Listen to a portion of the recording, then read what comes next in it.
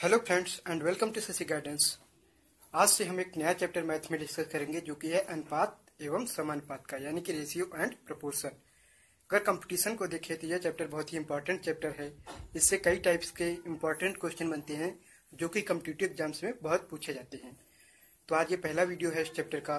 आज हम कुछ बेसिक इन्फॉर्मेशन इस चैप्टर से संबंधित देखेंगे, जैसे कि देखेंगे कि अनुपात क्या होता है, समानुपात क्या होता है, और फिर पूछा जाता है मध्यानुपाती, तृतीयानुपाती, चतुर्थानुपाती या मिश्र समानुपात। ये सारी चीजें डिस्कस करेंगे।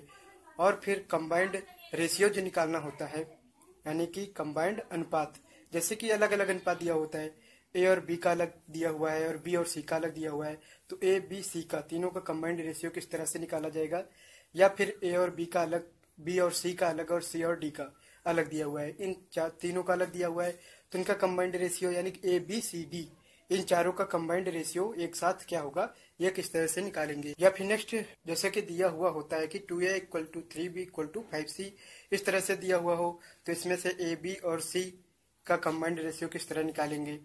तो इस टाइप के सभी अन्य टाइप भी हैं, तो इनके कंबाइंड रेशियो निकालना भी आज हम देखेंगे। फिर उसके बाद योगानुपात, अंतरानुपात और योगांतरानुपात, ये सभी चीजें आज देखेंगे। तो चलिए शुरू करते हैं आज का ये टॉपिक। तो पहले देखते हैं अनुपात क्या होता है। तो जैसे कि दो संख्याएं हों तो यहां देखना है हमें अनुपात। जैसे कि दो संख्याएं हों ए और बी, तो इनको अनुपात में किस तरह से लिखते हैं, ए अनुपात बी। ये अनुपात का साइन होता है, ठीक है। और इसकी वैल्यू a/b के बराबर होती है, यानी कि इसको a/b भी लिख सकते हैं, ठीक है। तो यानी कि a/b को ए और बी का अनुपात कहते हैं और इन्हें ए अनुपात बी इस तरह से लिखा जाता है, ठीक है। और ये अनुपात का साइन है, चिन्ह है, ठीक है। तो दो संख्याएं अगर ए और बी हैं तो उन्हें अनुपात में इस तरह से लिखा जाएगा और इनकी वैल्यू a/b के बराबर होगी। अब नेक्स्ट है समानुपात। समानुपात क्या होता है, समानुपात होता है दो अनुपातों की बराबरी को समानुपात कहते हैं। जैसे कि यहाँ हमें समानुपात देखना है, जैसे कि दो अनुपात दिए हों इक्वल, ए अनुपात बी, ये समानुपात का साइन होता है, समानुपात सी अनुपात डी, ठीक है। इस तरह से लिखा हुआ है, तो इस तरह से समानुपात में लिखा जाता है। और ये दोनों अनुपात आपस में बराबर होते हैं जब समानुपात में लिखा जाता है, यानी कि a/b = हो जाएगा c/d, ठीक है। तो समानुपात क्या होता है, दो अनुपातों की बराबरी को समानुपात कहते हैं, यानी कि ये दोनों अनुपात आपस में बराबर होंगे जब भी ये समानुपात में होंगे, ठीक है। तो इन्हें a/b = c/d इस तरह से लिखा जा सकता है, ठीक है। तो अब नेक्स्ट देखते हैं, नेक्स्ट है मध्यानुपाती। तो मध्यानुपाती किस तरह से निकालते हैं, मध्यानुपाती को क्या होगा कि जैसे कि तीन अनुपात दिए हुए हों, यानी कि जैसे तीन संख्याएं हों ए बी और सी, तीन संख्या दी हुई हों और कह दिया जाए कि ये तीनों समानुपात में हैं, ठीक है। तो इसमें मध्य वाले, यानी कि अगर बीच वाले की वैल्यू निकालनी हो, बी की वैल्यू, यानी कि ए और सी की संख्यात्मक वैल्यू दी हुई हो और हमसे बी की वैल्यू पूछे, तो बी = क्या होगा, तो यहाँ b² होता है a × c, ठीक है। ये हो जाएगा बी की वैल्यू अगर बीच का मध्यानुपाती पूछा गया हो, ठीक है। तो b² = ac हो जाएगा। अब इसी में या फिर बी और सी की वैल्यू दी हुई ए की पूछी जाए, तो इस फार्मूले से हम तीनों में से, यानी कि ये तीनों में संबंध है, फिर किसी दो की वैल्यू दी हुई होगी और एक जो बचेगा उसकी वैल्यू हम फाइंड आउट कर लेंगे, ठीक है। तो इस तरह से मध्यानुपाती यानी कि बीच का अनुपात हम निकाल लेंगे। अगर तीन संख्या ए बी सी दी हुई हो तो वहां b = क्या हो जाएगा, b² = हो जाएगा ac, या फिर b = √ac, ठीक है। यह हो जाएगा। अब इसके बाद देखते हैं, जैसे कि पूछ लिया जाए तृतीयानुपाती।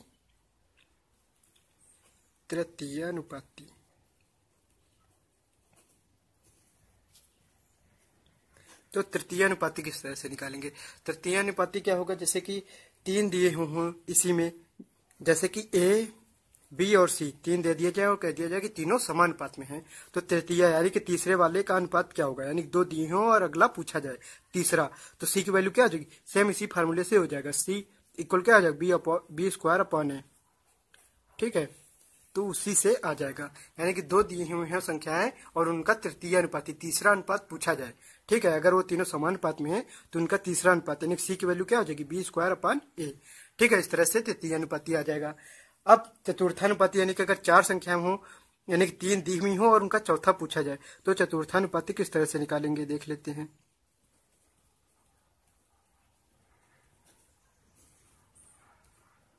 यानी कि जैसे कि तीन संख्या दी हुई हो ए बी सी, ठीक है, और ये कह दिया जाए कि ये तीनों समानुपात में है, तो इनका चतुर्थानुपाती यानी कि जो फोर्थ होगा डी, उसकी वैल्यू क्या होगी। ठीक है, तो जब भी चतुर्थानुपाती पूछा जाए तो डी इक्वल टू फार्मूला बनता है बी इंटू सी, यानी कि दूसरा और तीसरे का गुणा अपान ए, बी इंटू सी अपान ए, यानी कि तीन संख्याएं अगर समानुपात में है तो उनका अगला चौथा अनुपात क्या होगा, चतुर्थानुपात क्या होगा। तो वो डी की वैल्यू कैसे निकालेंगे, दूसरे और तीसरे का मल्टीप्लाई बी इंटू सी अपान ए, इस फार्मूले में रख के हम वैल्यू निकालेंगे जो भी उनका चतुर्थानुपात होगा। ठीक है, उसकी वैल्यू आ जाएगी यहाँ पे। अब देखते हैं नेक्स्ट मिश्र समानुपात। मिश्र अनुपात क्या होता है, तो यहाँ पर अगर दो अनुपात दिए हुए हो, जैसे ए और बी का ए अनुपात बी दिया हुआ हो तथा एक और सी अनुपात डी दिया हुआ हो, ठीक है, दो अनुपात हैं और अगर इनका मिश्र अनुपात पूछे तो मिश्र अनुपात क्या हो जाएगा। मिश्र अनुपात होता है फर्स्ट और फर्स्ट दोनों अनुपातों का जो पहला होगा उसका मल्टीप्लाई और जो दूसरा होगा उसका मल्टीप्लाई। ठीक है, तो इन दोनों का मिश्र समानुपात क्या हो जाएगा, ए इंटू सी अनुपात बी इंटू डी, ये हो जाएगा। ठीक है, तो इस तरह से मिश्र समानुपात हो जाएगा। मिश्र समानुपात कैसे निकालेंगे, दोनों ही अनुपातों के फर्स्ट जो डिजिट होगी उसका मल्टीप्लाई और सेकंड डिजिट का मल्टीप्लाई। ठीक है, तो ऐसे मिश्र अनुपात में हो जाएंगे दोनों, अगर दो अनुपात दिए हुए हैं अलग अलग। अब एक नेक्स्ट यहाँ फार्मूला है कि रियल वैल्यू कैसे निकालेंगे, यानी कि अगर कोई चीजें अनुपात में हैं और उन सभी का योग दिया हुआ है या कुछ दिया हुआ है तो उनमें जो हमें फाइंड आउट करना है उसकी वैल्यू कैसे निकालेंगे। तो यहाँ फार्मूला बनता है रियल वैल्यू, या कुछ भी लिख सकते हैं, यानी कि जो पूछा जा रहा है उसकी रियल वैल्यू क्या होगी। ठीक है, क्योंकि वो अनुपात में दिया है तो उसकी रियल वैल्यू कैसे आएगी ये फाइंड आउट करना है। तो रियल वैल्यू बराबर होता है हेल्प अपान हेल्प, हेल्प अपान हेल्प का रेशियो, यानी कि हेल्प वहां पे कुछ दी हुई होगी, उन सभी का योग दिया हुआ होगा या जिनका अनुपात है उनमें से किसी एक की वैल्यू दी हुई होगी, तो जो भी हेल्प दी हुई हो उसके बटे में उस हेल्प का रेशियो, ठीक है, इनटू रिक्वायर्ड का रेशियो, यानी कि जो प्राप्त करना है उसके अनुपात से मल्टीप्लाई। ठीक है, इनटू रिक्वायर्ड के रेशियो से मल्टीप्लाई। तो ये किस तरह से लगेगा, तो यहाँ देख लेते हैं। जैसे कि यहाँ दे दिया जाए कि तीन व्यक्ति हैं ए बी सी, ठीक है, और लिख दिया जाए उन तीनों की आय का अनुपात 2:3:4 है। ठीक है, और तीनों की कुल आयु दे दिया जाए कि 1200 रुपए हो, यानी कि तीनों की कुल आय कितनी है, 1200 रुपए। ठीक है, तो तीनों की आय का अनुपात ये है और तीनों की कुल आय ये है। फिर पूछ लीजिए एक ही आय बताइए, तो इसी फार्मूले से लगेगा। तो यहाँ से डायरेक्ट कैसे लगेंगे, जो हेल्प क्या दी हुई है कि तीनों का योग दिया हुआ है, यानी कि तीनों की कुल आय दी हुई है, तो क्या करेंगे हेल्प के बटे में हेल्प का रेशियो, तो यानी कि इसी का रेशियो, तो ये क्या है तीनों की कुल आय, तो अनुपात में भी तीनों की कुल आय ले लेंगे, तो तीनों की कुल आय क्या हो जाएगी 4 + 3 + 2, यानी कि कितना हो जाएगा 9। तो जो वैल्यू दी हुई है उसके बटे में उसी का अनुपात इंटू रिक्वायर्ड का रेशियो, यानी कि हमें प्राप्त क्या करना है कि एक ही आय कितना है, तो एक का रेशियो कितना है 2, तो 2 से मल्टीप्लाई, यानी कि जो वैल्यू दी हुई है बटे में उसका उसी अनुपात में लिखेंगे, यानी कि अगर तीनों की कुल आय दी हुई है तो तीनों का अनुपात में कुल आय का योग लिख लेंगे इंटू जो प्राप्त करना है उसे मल्टीप्लाई। अब यहाँ अगर कुल आय न देके दिया हुआ होता कि सी की आय 1200 रुपए है, यानी कि सी की आय दे देते कि जो 1200 रुपए है वो सी की आय है, तो एक ही बताओ। तो अब हेल्प क्या दी हुई है, अब सी की आय दी हुई है तो हेल्प के बटे में हेल्प का रेशियो, यानी कि जिसकी वैल्यू दी हुई है उसी का रेशियो, तो सी की आय है तो बटे में किसका रेशियो आ जाएगा सी का, इंटू फाइंड आउट किसका करना है एक अनुपात में एक कितना 2, यानी कि जो दिया हुआ हो जो वैल्यू दी हुई हो रियल, ठीक है, जो आय दी हुई थी जिसकी उसके बटे में उसी का रेशियो, अगर कुल आय दी जाए तो कुल रेशियो सभी का ऐड कर लो बटे में आ जाएगा इंटू जिसको फाइंड आउट करना हो, या फिर जिसकी वैल्यू अगर सी का रेशियो दिया हुआ है तो सी के जो दिया हुआ है वैल्यू उसके बटे में सी का रेशियो इंटू जो फाइंड आउट करना है। ठीक है, तो इस फार्मूले से ऐसे निकलेगा जब भी हमें अनुपात में दिया हुआ होगा और सभी में बांटना होगा। ठीक है, फिर तीनों का योग दे दिया जाएगा या किसी एक की वैल्यू देके दूसरे की पूछ लेंगे। ठीक है, तो अनुपात में इस तरह से हम बांट देंगे तीनों में। तो जिसका प्राप्त ए का प्राप्त करना था तो ए से मल्टीप्लाई किया, अगर बी का प्राप्त करना होता तो यहाँ 2 की जगह बी की अनुपात क्या है 3, तो 3 से मल्टीप्लाई कर देते। ठीक है, तो जिसका प्राप्त करना हो सी के रेशियो से मल्टीप्लाई कर देंगे। ठीक है, तो इस तरह से वैल्यू आ जाएगी, तो इस तरह अनुपात में हम आय को बांट देंगे। ठीक है, तो चलिए आप देखते हैं कंबाइंड रेशियो निकालना। तो कंबाइंड रेशियो को पहले हम फर्स्ट टाइप देखते हैं, फर्स्ट टाइप किस तरह से दिया हुआ होगा, तो हम वहां पर कंबाइंड रेशियो किस तरह से निकालेंगे। तो फर्स्ट टाइप में कैसे आएंगे, फर्स्ट टाइप में आएगा जैसे कि ए अनुपात बी दिया हुआ हो अलग और बी अनुपात सी की वैल्यू दी हुई हो अलग। फिर हमसे पूछे कि ए बी सी यानी कि तीनों की कंबाइंड रेशियो क्या होगा।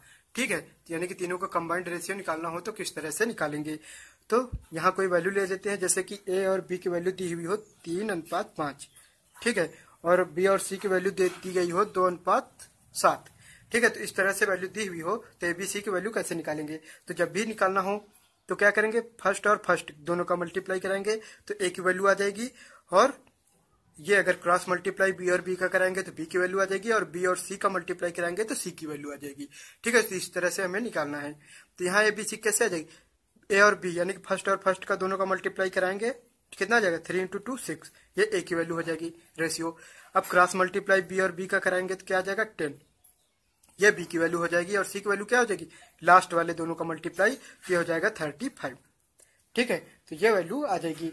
तो यहाँ इस तरह से आ जाएगा। तो जब भी ए और बी और सी का अलग अलग दिया हुआ हो और ए बी सी तीनों का कंबाइंड रेशियो निकालना हो तो इस तरह से निकालेंगे। दोनों के फर्स्ट रेशियो का मल्टीप्लाई कराएंगे तो ए की वैल्यू आएगी, और क्रॉस मल्टीप्लाई बी और बी के स्थान पर जो है उनका मल्टीप्लाई कराएंगे तो बी की वैल्यू आएगी, और बी और सी जो लास्ट वाले रेशियो है उनका मल्टीप्लाई कराएंगे तो सी की वैल्यू आएगी। ठीक है, इस तरह से तीनों का कंबाइंड रेशियो आ जाएगा। अब यहाँ पर ए और सी का अगर पूछे तो हम सिर्फ ए का निकालते और सी का निकालते, बी का ना निकालते। यानी कि अगर ए और सी का पूछते तो क्या करते हम यहाँ पे ए का निकालते। ए का क्या होता है, फर्स्ट और फर्स्ट दोनों का मल्टीप्लाई, तो 3 और 2 का मल्टीप्लाई अनुपात, और सी का जो सेकंड और सेकंड दोनों का है उसका मल्टीप्लाई, तो 6:35। ठीक है, तो ऐसे आ जाता है यहाँ पे।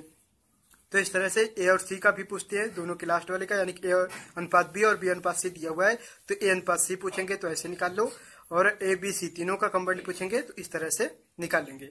ठीक है, तो इस तरह से अगर ए और बी और सी का अलग अलग अनुपात दिया हुआ है तो उनका कंबाइंड रेशियो हम निकालेंगे। तो चलिए आप सेकंड टाइप देखते हैं। कि सेकंड टाइप में किस तरह से दिया हुआ होता है और उसके बाद कंबाइंड रेशियो निकालेंगे हम। तो सेकंड टाइप में देखेंगे कि जब 3 दिए हुए हों, यानी कि ए और बी का बी और सी के साथ और सी का डी के साथ रेशियो दिया हुआ हो तो उनका कंबाइंड रेशियो किस तरह से निकालेंगे। जैसे कि ए अनुपात बी दिया हुआ हो, ठीक है, ए का बी के साथ, फिर बी अनुपात सी दिया हुआ हो बी का सी के साथ, और सी अनुपात डी दिया हुआ हो सी का डी के साथ अनुपात दिया हुआ है। फिर पूछ ले तीनों का कंबाइंड रेशियो, चारों का, ए बी सी और डी। तो ए बी सी और डी चारों का कंबाइंड रेशियो क्या होगा, अगर ये पूछा जाए तो किस तरह से निकालेंगे। ठीक है, तो यहाँ इनकी वैल्यू ले लेते हैं हम, ए बी और सी की। तो ए और बी को हम ले लेते हैं 3:2, ठीक है, बी और सी को ले लेते हैं 4:5, और सी और डी को ले लेते हैं 3:1। ठीक है, अगर इस तरह से दिया हुआ है तो इनका कंबाइंड रेशियो कैसे निकालेंगे। तो सेम उसी तरह हो जाएगा। जब भी फर्स्ट ए की वैल्यू कैसे निकलेगी, तीनों के फर्स्ट रेशियोज का मल्टीप्लाई, यानी कि सभी का पहले डिजिट का मल्टीप्लाई करा देंगे तो ए की वैल्यू आ जाएगी। और फिर अगर बी की वैल्यू निकालनी हो तो बी इंटू बी और सी, यानी कि इस तरह से। ठीक है, इन तीनों का मल्टीप्लाई बी और सी ऐसे मल्टीप्लाई करेंगे तो बी की वैल्यू आ जाएगी, और सी की वैल्यू कब आएगी, बी सी और सी। इन तीनों को मल्टीप्लाई कराएंगे तो सी की वैल्यू आ जाएगी, और सभी का लास्ट का मल्टीप्लाई कराएंगे तो डी की वैल्यू आ जाएगी।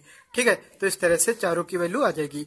तो यहाँ अगर निकाले तो ए की वैल्यू कैसे आएगी, सभी के फर्स्ट का मल्टीप्लाई, तो फर्स्ट का मल्टीप्लाई क्या हो जाएगा, 3 × 4 × 3 हो जाएगा 36। ठीक है, रेशियो बी की वैल्यू क्या आ जाएगी, बी इंटू सी, तो यानी कि 2 × 4 × 3, तो कितना आ जाएगा, 4 × 2 8 × 3 24, बी की वैल्यू आ जाएगी। अब रेशियो सी की वैल्यू किससे आएगी, इन तीनों का मल्टीप्लाई करा के। ठीक है, 2 × 5 × 3, तो कितना हो जाएगा 30, ये सी की वैल्यू आ जाएगी। अब रेशियो डी की क्या आएगी, सभी का लास्ट का मल्टीप्लाई, तो लास्ट का मल्टीप्लाई कराएंगे तो कितना आ जाएगा 10। ठीक है, तो ये चारों की वैल्यू आ जाएगी। अब जो रेशियो होता है वो लोवेस्ट फॉर्म में होता है, तो इनको अभी अगर सभी किसी एक संख्या से डिवाइड हो रहा है तो सभी को डिवाइड कर देंगे। तो यहाँ देखिए 2 से डिवाइड हो रहा है तो सभी को 2 से डिवाइड कर देंगे, तो ये 12 आ जाएगा, ये 15 और ये 5। ठीक है, अब किसी एक संख्या से सभी डिवाइड नहीं होंगे तो ये हो जाएगा अब अनुपात ए बी सी और डी का, चारों का अनुपात आ जाएगा। ठीक है, तो इस तरह से जब चारों का दिया हुआ हो तो चारों का कंबाइंड रेशियो इस तरह से निकालेंगे। सभी के फर्स्ट डिजिट का मल्टीप्लाई कराएंगे, ए आएगा, बी और सी इन तीनों का मल्टीप्लाई करेंगे तो बी की वैल्यू, बी सी और सी इन तीनों को मल्टीप्लाई तो सी की वैल्यू, और सभी के लास्ट का मल्टीप्लाई तो डी की वैल्यू। ठीक है, तो इस तरह से चारों का कंबाइंड रेशियो आ जाएगा। अब अगर डायरेक्ट ए और डी का पूछे, यानी कि फर्स्ट और लास्ट का, ए अनुपात बी अनुपात सी और सी अनुपात डी दिया हुआ हो, फिर ए और डी का पूछे तो ए और डी के लिए क्या करेंगे, सभी का फर्स्ट का मल्टीप्लाई कर लेंगे, तो कितना आया था 36, और सभी के लास्ट का मल्टीप्लाई कर लेंगे तो कितना आया था 10। ठीक है, तो ये हो जाएगा A अनुपात D। अभी अगर डिवाइड हो रहे हैं तो डिवाइड कर लो, 2 से डिवाइड हो रहे हैं तो 18:5। ये आ जाएगा A और D का अनुपात। ठीक है, तो A और D का अनुपात पूछेगा तो डायरेक्ट हम केवल सभी के फर्स्ट और सभी के लास्ट का मल्टीप्लाई करके, यानी कि जिस तरह से A और D का निकलता है बस वही निकाल देंगे। ठीक है, और चारों का पूछ रहा है तो चारों का इस तरह से निकाल देंगे। तो इस तरह से सेकेंड टाइप का आ जाएगा कंबाइंड रेशियो निकालना, इस तरह से हम निकालेंगे। ठीक है, तो चलिए अब नेक्स्ट देखते हैं थर्ड टाइप का। थर्ड टाइप में किस तरह से दिया हुआ होगा तो उसका कंबाइंड रेशियो कैसे हम निकालेंगे। ठीक है, तो थर्ड टाइप में दिया हुआ होता है जैसे कि 2A इक्वल टू दिया हुआ है 3B इक्वल टू दिया हुआ है 5C। ठीक है, ये दिया हुआ है। अब यहाँ पे पूछ लें कि A B C इन तीनों का रेशियो क्या होगा, तीनों का कंबाइंड रेशियो क्या होगा, कि A अनुपात B अनुपात C की वैल्यू क्या होगी। तो जब भी इस तरह से निकालना हो तो अब यहाँ एक वैल्यू क्या होगी, एक वैल्यू होगी। जब भी एक वैल्यू निकालनी हो तो A का जो डिजिट है वो छोड़ के B और C का जो आंकिक मान है, यानी B और C के साथ जो डिजिट है उनका मल्टीप्लाई करा दो। तो A की वैल्यू चाहिए तो 3 और 5 का मल्टीप्लाई करा देंगे तो कितना आ जाएगा 15। ठीक है, रेशियो। अब B की वैल्यू निकालनी है तो B का छोड़ दो, C और A के साथ जो न्यूमेरिकल वैल्यू है इन दोनों का मल्टीप्लाई करा लेंगे तो 5 × 2 आ जाएगा 10। ठीक है, उसके बाद रेशियो जब C की वैल्यू निकालनी हो तो B और A के साथ जो न्यूमेरिकल वैल्यू है इन दोनों का मल्टीप्लाई करा लेंगे, यानी कि 2 और 3 का मल्टीप्लाई कराएंगे तो आ जाएगा 6। ठीक है, तो इस तरह से कंबाइंड रेशियो निकालेंगे जब भी इस तरह से दिया हुआ हो, इक्वल में 2A 3B equal to 5C। अगर ऐसे दिया हुआ है तो ABC का कंबाइंड रेशियो कैसे आएगा, A की वैल्यू निकालनी है तो A को छोड़ के B और C के साथ जो न्यूमेरिकल वैल्यूज हैं इनका मल्टीप्लाई तो A की वैल्यू आएगी। ठीक है, अब B की वैल्यू निकालनी है अनुपात में तो C और A के साथ जो न्यूमेरिकल वैल्यू है उनका मल्टीप्लाई, और C का निकालना है तो B और A के साथ जो न्यूमेरिकल वैल्यू है इनका मल्टीप्लाई। ठीक है, तो यह आ जाएगा इनका कंबाइंड रेशियो। ठीक है, तो जब इस टाइप का दिया हुआ होगा तो ऐसे हम निकालेंगे। तो चलिए अब नेक्स्ट टाइप देखते हैं। नेक्स्ट है फोर्थ टाइप। फोर्थ टाइप में किस तरह से पूछे जाते हैं देखते हैं कि फोर्थ टाइप कैसा होता है। जैसे कि यहाँ पे दे दिया जाए A अनुपात A/3 equal to B/4 equal to C/2, इस तरह से दे दिया जाए। ठीक है, तब यहाँ पर ABC का अनुपात क्या होगा, तो यहाँ सिंपल होता है ABC जब इस तरह से दे दिया जाए तो इनका कंबाइंड रेशियो जो है डायरेक्ट लिख दिया जाएगा, यानी कि A की जो वैल्यू होगी A/3 है तो 3, B/4 है तो 4 और C/2 है तो 2, यानी कि ABC का रेशियो क्या आ जाएगा 3 4 2। ठीक है, सेम उसी तरह लिख देंगे। ठीक है, तो ये ऐसे आ जाएगा। ठीक है, तो ये फोर्थ टाइप ऐसे दिया हुआ होगा तो इस तरह से कंबाइंड रेशियो निकालेंगे। और ऊपर अगर इसी में अगर D का भी दिया हुआ है, यानी कि आगे जैसा भी दी, तो जैसे कि आगे दे दिया जाए, ठीक है, आगे 6D दे दिया जाए तो तब उस कंडीशन में क्या होगा, A की वैल्यू निकालनी होगी तो A को छोड़ के बाकी सभी तीनों के जो न्यूमेरिकल वैल्यूज हैं उनका मल्टीप्लाई, B की निकालनी होगी तो B को छोड़ के सेम वही प्रोसेस होगा चाहे जितने दिए हुए हों। ठीक है, इसी तरह इसमें भी आगे चाहे D बराबर E जितने का भी दिया हुआ होगा उनका रेशियो इस तरह से हम लिख देंगे, जो अनुपात में है सीधे सीधे वही वैल्यूज हो जाएंगी। ठीक है, तो ये इस तरह से आ जाएगा फोर्थ टाइप का। अब नेक्स्ट देखें, नेक्स्ट है फिफ्थ टाइप। फिफ्थ टाइप में देखते हैं कि किस तरह से पूछे जाते हैं। तो फिफ्थ टाइप में क्या होगा, कुछ ऐसे दिए हुए होंगे जैसे कि 2A/3, यानी कि अनुपात में अपान में तो है लेकिन मल्टीप्लाई में भी है, और इक्वल टू 3B/4 और इक्वल टू 4C/5। अगर ऐसा दिया हुआ है तब तीनों यानी कि A B और C का अनुपात क्या होगा। तो हमने अभी क्या देखा, जब जो अपान में होते हैं उनका तो डायरेक्ट हो जाता है, यानी कि A की वैल्यू क्या हो जाएगी 3 और B का 4 और C का 5, यानी कि ये तो डायरेक्ट हो जाएंगे। लेकिन जो इंटू में होते हैं उनका हम कैसे निकालते हैं, इंटू में जब होते हैं A के लिए क्या होता है, A के लिए होता है कि B और C के साथ जो न्यूमेरिकल वैल्यू हो उनका मल्टीप्लाई, यानी कि 4 × 3 12। ठीक है, तो इंटू में कर लेंगे। अब अगर B का लिखना है तो B के लिए क्या करेंगे, C और A के साथ न्यूमेरिकल वैल्यूज का मल्टीप्लाई, यानी कि 2 × 4 8। ठीक है, अब C का, तो C के लिए क्या करेंगे, B और A के साथ न्यूमेरिकल वैल्यू 3 × 2 यानी कि 6। ठीक है, इस तरह से लिख लेंगे, यानी कि पहले तो जो बटे में है अनुपात अपान में है उनका सीधे सीधे लिख लेंगे, फिर इंटू में क्या करेंगे, जो ऊपर उनके मल्टीप्लाई में है उनका हम जो थर्ड टाइप था उस तरह से निकाल के लिख देंगे। अब यहाँ पर 2 से सभी में कुछ ना कुछ डिवाइड हो रहा है तो 2 से डिवाइड कर लेंगे, तो यहाँ आएगा 6, यहाँ आएगा 4, यहाँ आएगा 3। इसके बाद किसी भी कॉमन संख्या से डिवाइड नहीं हो रहा है कोई भी पार्ट, तो अब लिख लेंगे लोवेस्ट फॉर्म में 18 हो जाएगा, ये 16 हो जाएगा और ये हो जाएगा 15। तो ये आ जाएगा तीनों A B और C का कंबाइंड रेशियो। ठीक है, तो इस तरह से आ जाएंगे। तो जब इस टाइप में दिए होगा तो इस तरह से हम कंबाइंड रेशियो निकाल लेंगे। ठीक है, तो इस तरह से निकालते हैं। तो ये 5 टाइप थे, इसी तरह से दिया हुआ होता है वहां अलग अलग। तो क्या करेंगे हम कंबाइंड रेशियो, क्योंकि अलग अलग दिया हुआ होता है तो पहले उनका कंबाइंड रेशियो निकालेंगे। ठीक है, उसके बाद हम बांटेंगे। जैसे कि वहां इस टाइप कैसे बनेगा, जैसे कि वहां तीनों की आय दे दी गई होगी कि तीनों की कुल आय दे दिया गया, जैसे कि 1500 रुपए है। ठीक, फिर दे दिया जाए कि ए का 2/3, बी के 3/4 के बराबर है, और बी का 3/4, सी के 4/5 के बराबर है। ठीक है, इस तरह से दिया हुआ है तो ऐसे बनेगा। जब हम ऐसे बना लेंगे सभी को, उसके बाद हम अगर 1500 रुपए की आय को सभी में बांटना है तो उनका रेशियो निकालना पड़ेगा, क्योंकि रेशियो में निकालेंगे तभी तीनों को बांट पाएंगे। ठीक है, तीनों में डिवाइड कर पाएंगे। तीनों में डिवाइड करना है आय को, तो उन्हें अनुपात में निकालना जरूरी है। तो अनुपात में हम इस तरह से निकालेंगे, तो वहां जरूरत पड़ेगी हमें रेशियो फाइंड आउट करने की। ठीक है, कंबाइंड रेशियो इस तरह से हम निकालेंगे अलग अलग टाइप का। तो चलिए अब नेक्स्ट देखते हैं। नेक्स्ट देखेंगे अब हम कि योगानुपात, अंतरानुपात और योगांतरानुपात किस तरह से निकालते हैं। तो जैसे कि यहाँ अगर समानुपात में दिया हुआ है, जैसे कि ए अनुपात बी समानुपात सी अनुपात डी, अगर ऐसे दिया हुआ है, ठीक है, इस तरह से अगर समानुपात में दिया हुआ है तो इनका हम योगानुपात योगांतरानुपात कैसे निकालेंगे। तो पहले तो अगर इस तरह से समानुपात में दिया हुआ है तो यहाँ वैल्यू क्या हो जाएगी, A/B इक्वल टू हो जाएगा C/D। इस तरह से इसको हम बराबर में दोनों ही अनुपात को लिखेंगे, क्योंकि समानुपात को हम इस तरह से लिख सकते हैं। ठीक है, इसके बाद अगर इसका हमें योगानुपात निकालना हो तो योगानुपात किस तरह से निकालेंगे। तो योगानुपात जब भी निकालना हो तो योगानुपात बराबर हो जाएगा इन दोनों का A+B/B, यानी कि जो हर होगा उसको हम ऐड कर देंगे। ठीक है, और इक्वल टू C+D/D, ये हो जाएगा योगानुपात। ठीक है, तो ए में जो है हर है उसको जोड़ देंगे A+B/B और C+D/B, C+D/D। ठीक है, तो ये योगानुपात हो जाएगा। योगानुपात में इस तरह से लिखेंगे। ठीक है, अब अगर अंतरानुपात निकालना हो, अंतरानुपात, तो अंतरानुपात किस तरह से निकालते हैं। अंतरानुपात में दोनों का अंतर कर देंगे। क्या करेंगे, A-B इस बार घटा देंगे, A-B/B इक्वल टू C-D/D। ठीक है, अंतरानुपात में इस तरह से हम लिखेंगे। फिर अगर योगांतरानुपात यानी कि दोनों का कंबाइंड, तो योगांतरानुपात कैसे आएगा।